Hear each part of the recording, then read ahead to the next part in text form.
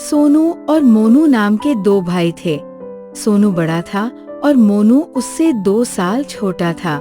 सोनू बड़ा तो था, लेकिन वो बहुत भोला भाला था।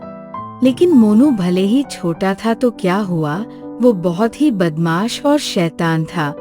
एक दिन सोनू और मोनू के पिताजी बाजार से एक खिलौना लाए और उस खिलौने को सोनू को दे दिए और बोले, सोनू बेटा, ये लो खिलौना। मेरे पास ज्यादा पैसे नहीं थे, इसीलिए एक ही खिलौना लाया हूँ। तुम दोनों इसी से खेल लेना।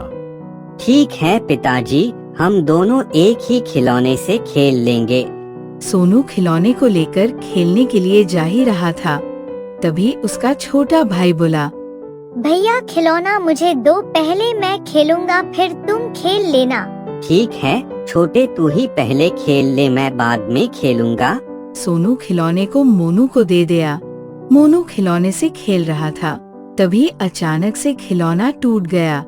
मोनू टूटे खिलौने को देखकर डर गया और सोचने लगा, खिलौना तो मुझसे टूट गया, अगर पिताजी देखेंगे तो मुझे बहुत डांट पड़ेगी। एक काम करता हूँ, खिलौने को बड़े भाई को दे देता हूँ। जब पिताजी बड़े भैया के हाथ में टूटा खिलौना देखेंगे तो उन्हें डांट पड़ेगी और मैं बच जाऊंगा। मोनू खिलौने को जल्दी से अपने बड़े भाई सोनू को दे दिया। तभी वहाँ पर सोनू के पिताजी आ गए। उन्होंने देखा कि सोनू को जो खिलौना दिए थे वो उस खिलौने को तोड़ दिया है। टूटे खिलौने को देखकर सोनू के पिताजी ने उसे बहुत डांट लगाए।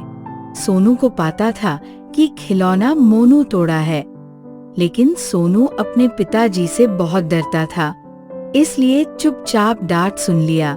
सोनू को डांट खिलवाकर मोनू बहुत खुश हो गया। मोनू का ये शैतानी देखकर सोनू बहुत गुस्सा हुआ। उसने मोनू से बदला लेने का प्लान बनाया। अब की बार पिताजी जो भी खिलौने लेकर आएंगे पहले मैं खेल लूंगा और फिर उसे तोड़कर मोनू को दे दूंगा। फिर पिताजी को बुला दूंगा। मोनू के हाथ में टूटा खिलौना पिताजी देखेंगे तो उसे बहुत डांट पड़ेगी, फिर मेरा बदला पूरा हो जाएगा। कुछ दिन बाद मोनू के पिताजी ने एक खिलौना लाए और उसे सोनू को दे दिए। मोनू सोनू से खिलौना पहले खेलने के लिए मांगा, लेकिन सोनू खिलौना नहीं दिया और फिर अपने प्लान के हिसाब से खिलौना से खेलने के बाद उसे तोड़ दिया और फिर उस खिलौने को मोनू को दे दिया और अपने पिताजी को बुला लाया। इस बार मोनू के हाथ में टूटा खिलौना देखकर उसके पिताजी ने उसे बहुत डांट लगाया। ये देखकर सोनू बहुत खुश हुआ और उसका बदला भी पूरा हो गया।